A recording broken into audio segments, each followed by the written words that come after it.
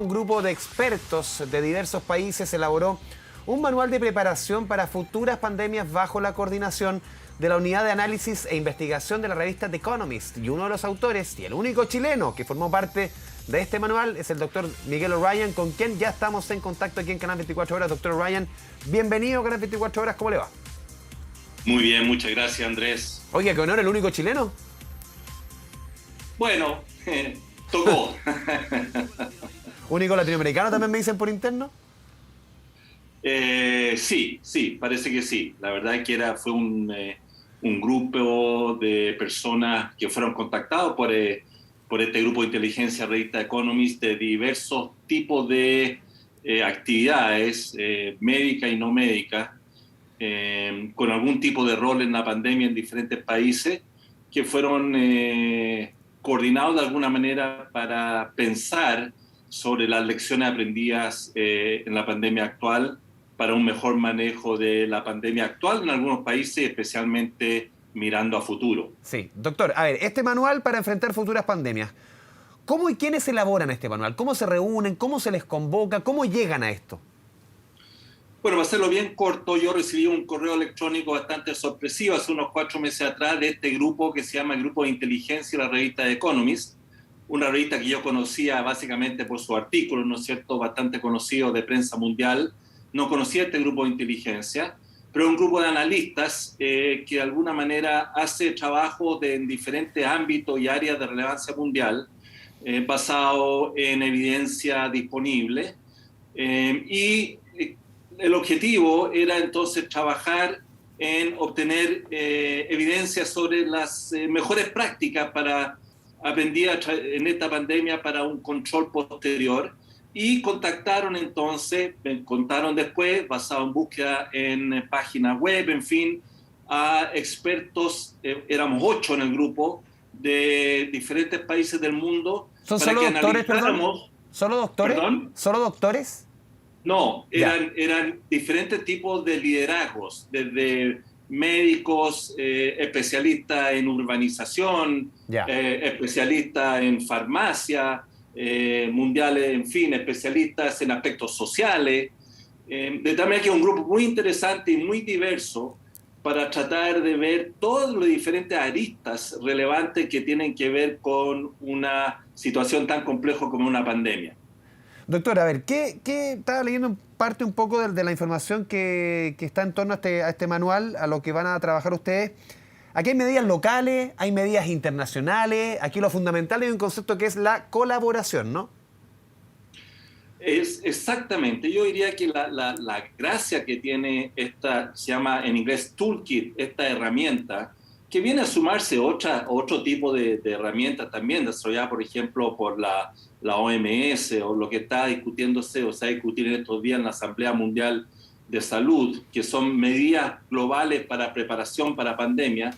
El objetivo de esta herramienta era hacer lo más útil posible, lo más práctico posible, basado en los aprendizajes de esta pandemia, Chile incluido, sobre cuáles aspectos no deben dejarse de lado para mejor controlar, para que la población le vaya mejor cuando hay una pandemia. Ahí se identificaron 8 diferentes áreas que van desde áreas de salud, pero también áreas que no tienen que ver necesariamente con la salud, como el apoyo a las poblaciones desde el punto de vista financiero, el apoyo a las pymes, ¿no es cierto?, que son fundamentales para un mejor control de las pandemias.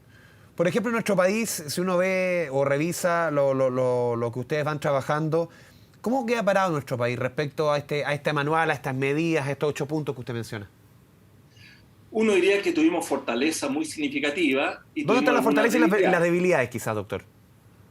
Yo creo que las fortalezas han sido bastante reconocidas. Hubo inicialmente, yo diría, un manejo con un liderazgo central bastante claro, que se centró en 2 aspectos muy relevantes, que era lograr la cobertura de camas de unidades de cuidado intensivo a través de alianzas público-privadas. 2 estrategias muy importantes: ver el sistema de salud, las capacidades de salud, las alianzas público-privadas. Avanzar también en esas alianzas público-privadas y con universidades para para impulsar el sistema de testeo, que fue otro gran logro. Otro gran logro, yo creo, fue favorecer el apoyo técnico con grupos de expertos que apoyaron el manejo de la pandemia en nuestro país, con una politización que no es visto como favorable en general cuando se politizan las pandemias, que fue muy fuerte en otros países.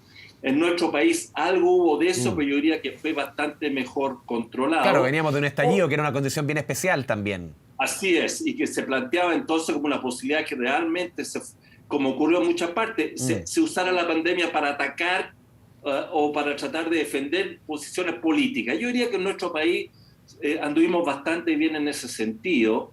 Ahora, obviamente el tema de las vacunas, la preparación anticipada en vacunas es fundamental. Así que ahí hay 5 aspectos por lo menos que están tratados dentro de este documento como relevantes que yo diría que fueron bien manejadas.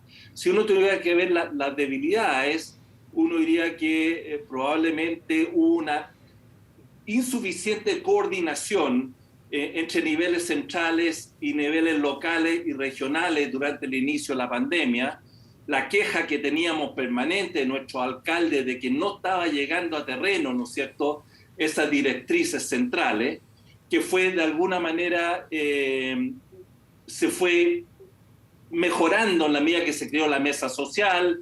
De alguna manera hubo una evolución en ese sentido, pero ahí claramente había que mejorar, y como también fue débil, por esa misma razón probablemente también la implementación de la estrategia de testeo, trazabilidad y aislamiento, entendiendo que primero había que tener testeo, y en eso avanzamos bien, pero la estrategia de avanzar con una trazabilidad muy intensa y efectiva fue algo tardío. Entonces, esos son aprendizajes muy importantes para nuestro país y otros países mirando a futuro. Doctor O'Brien, ¿hoy hay más probabilidades de que surja otra pandemia respecto a la actual más adelante, o sencillamente el panorama o las posibilidades son las mismas? Es difícil decirlo, Andrés. Uno diría que lo que hemos ido viendo con las pandemias, bueno, han habido como 6 o 7 grandes pandemias en la historia de la humanidad reconocida, y es cierto que las antes de este siglo eran una cada 2 o 3 siglos, y en este solo siglo, de 1900 en adelante, tenemos al menos 3 o 4 pandemias, partiendo, ¿no es cierto?, por la pandemia de gripe. ¿La influenza española?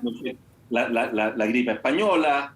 Después tenemos la gran pandemia de VIH, hemos tenido viruela, hemos tenido polio entre medio, tuvimos influenza H1N1, tuvimos SARS-1, y ahora, si bien SARS-1 no fue una pandemia porque fue localizada, pero ahora tenemos SARS-CoV, que es pandemia.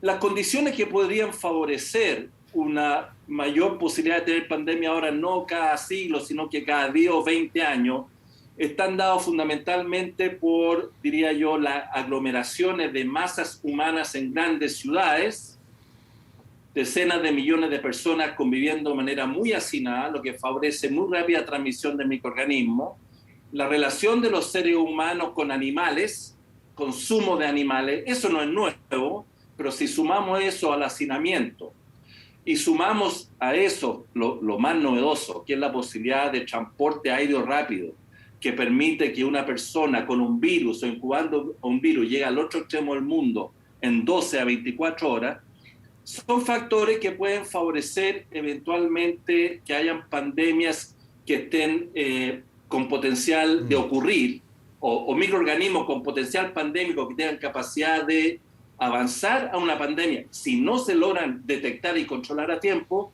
probablemente con una frecuencia que uno podría decir entre cada 5 a 20 años, cual más, cual menos.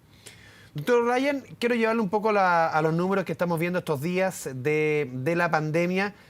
Por lo menos los números, lo comentaba ayer y antes de ayer el ministro de Salud, se ve una situación más auspiciosa respecto a hace algunos días. ¿Cómo lo está viendo usted después de algunas semanas que la vimos bien, no sé si complicada respecto a otros brotes, a otros episodios, pero no se está viendo un panorama muy positivo?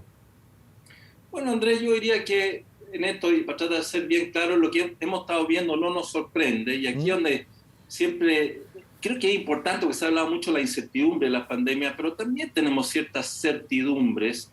Yo diría que, y hemos ido aprendiendo, y a medida que uno aprende va teniendo más certidumbre, no certeza absoluta, pero alguna certidumbre. Y estas olas que vamos teniendo, estas curvas, las queramos llamar ola o no, dependiendo de la magnitud, son relativamente esperables. La más característica es el incremento de otoño, porque estos son virus estacionales. Entonces uno puede esperar, así como con otros virus respiratorios, que esté el incremento de otoño propiamente tal, lo que está viviendo el hemisferio norte en este momento, especialmente los países del norte de Europa, cual más, cual menos, dependiendo del nivel de vacunación. Nosotros tuvimos en el hemisferio sur nuestra pequeña ola de primavera, pasado la ola más significativa que tuvimos en el invierno pasado.